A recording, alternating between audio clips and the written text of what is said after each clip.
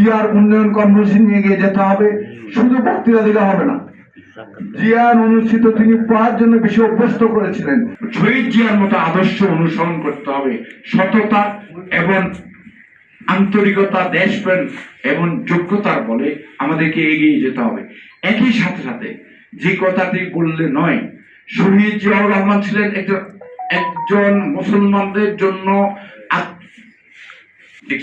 শহীদ জিয়া ছিলেন একজন ধার্মিক আল্লাহর ওলি। আবার সে মুজিবের কন্যা এসে আবার আল্লাহর নাম মুছে গিয়েছে। শহীদ জিয়া আল্লাহ দেশে ইসলামিক রাজনীতি করার সুযোগ করে দিয়েছিলেন। শহীদ জিয়া এদেশে মক্তব ভিত্তিক মাদ্রাসা ভিত্তিক এত্তেদায়ী মাদ্রাসার সূচনার জন্য সহযোগিতা করেছিলেন, সূচনা করেছিলেন।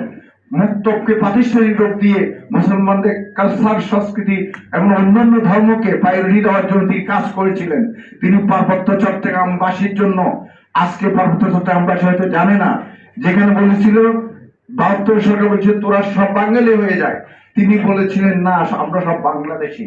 তিনি পার্বত্য চট্টগ্রাম উন্নয়নের জন্য পার্বত্য চট্টগ্রাম উন্নয়ন বোর্ড প্রতিষ্ঠা করেছিলেন, পার্বত্য উপজাতীয় সাংস্কৃতিক ইউনিভার্সিটি প্রতিষ্ঠা করেছিলেন।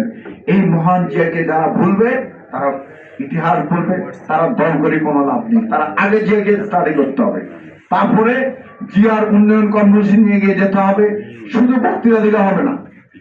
জিয়ার অনুষ্ঠিত তিনি পড়ার জন্য বেশি অভ্যস্ত করেছিলেন, অনুপ্রাণিত করেছিলেন, ছাত্রদেরকে অনুপ্রাণিত করেছিলেন। তিনি মেধাবীদেরকে বের করে খুঁজে এনেছিলেন, মেধাবীদেরকে দিয়ে হেল্প বদলে ভ্রমণ করেছিলেন।